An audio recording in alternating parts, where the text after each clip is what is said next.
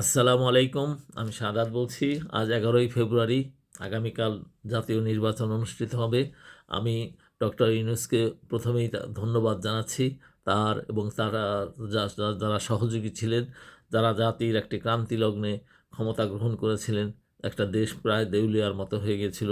সেই সময়ের অর্থনৈতিক অবস্থা থেকে তারা দেশটাকে বিদেশের রিমিটেন্সের মাধ্যমে রিমিটেন্স যোদ্ধাদের সহযোগিতায় দেশকে একটা সঠিক রাস্তায় নিয়ে আসতে পেরেছেন। এজন্য তো প্রতি ধন্যবাদ জানাই।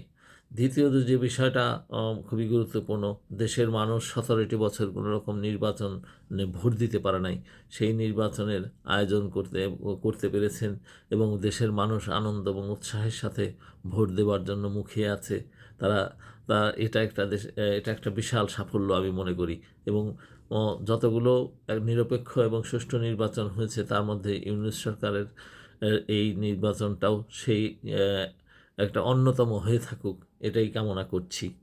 দ্বিতীয়ত হচ্ছে, তিনি আমাদের দেশের লোকদের মধ্যে দিয়ে যে একটা ভারতে আধিপত্যবাদের কবলে পড়েছিল, সেটা যে রাহু গ্রাসের আটকা পড়েছিল, সেটার থেকে অন্তত মানসিকভাবে মানুষ মুক্ত হয়েছে সেই রাহুগ্রাস থেকে। এবং তার সর্বশেষ একটা পদক্ষেপ বলি, এই ক্রিকেট খেলার ক্ষেত্রে মুস্তাফিজকে কেন্দ্র করে যে জটিলতার সৃষ্টি হয়েছিল, সেখানে যে সরকার যে পদক্ষেপ নিয়েছে তা ছিল খুবই উপযোগী এবং এবং এবং সঠিক সিদ্ধান্ত। যার ফলে আমাদের যে টিমকে ভারতে খেলতে না দেওয়ার ক্ষেত্রে তার বিরুদ্ধে বাংলাদেশ সরকার যে পদক্ষেপটা নিল, সেটা খুবই প্রশংসনীয় আমি মনে করি।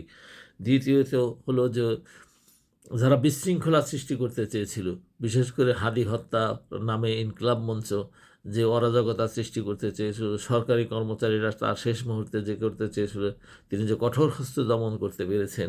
তবে এই কঠোরতা আরও পূর্বে দেখালে হয়তো, আমার ধারণা, ভালো মন্দ জানি না, তবে আরও উনি যে সবসময় একটা টেনশনের মধ্যে ছিলেন বিদ্রোহ এবং আন্দোলন সংগ্রাম নিয়ে, এইটা অনেকটা কেটে যেত।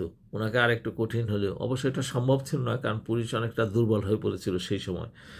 দ্বিতীয়ত, একেবারেই শেষ মুহূর্তে এসে তিনি এবং তার সহকর্মীরা যে সম্পদের হিসাব দিয়েছেন, এটাও একটা কম কি, যে দেশে নাকি সমস্ত সম্পদ সব কিছু হাইড করার বা সামলিয়ে রাখার কথা, সেখানে তিনি যাওয়ার আগে তিনি জানিয়ে দিলেন তাদের সম্পদের হিসাব।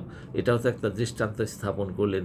ফলে আগামীতে যারা আসছেন তারাও সেইভাবে তার পথ অনুসরণ করবেন এবং স্বচ্ছতা থাকবেন, বিশেষ করে অর্থনৈতিক এবং দুর্নীতির ক্ষেত্রে এবং রাজনৈতিক অন্যান্য যে বিষয়গুলো আছে সেই সব ক্ষেত্রে। একটা কথা আছে, যার শেষ ভালো তার সব ভালো। The end justify the means. এটা শুধু ইউনূস সরকারের ক্ষেত্রে নয়, আগামী যত সরকার আসবে সবার ক্ষেত্রে এটা প্রযোজ্য হোক এবং সবাই সেটাকে মাথায় রেখে কাজকর্ম করবেন, এই আশা ব্যক্ত করে শেষ করছি।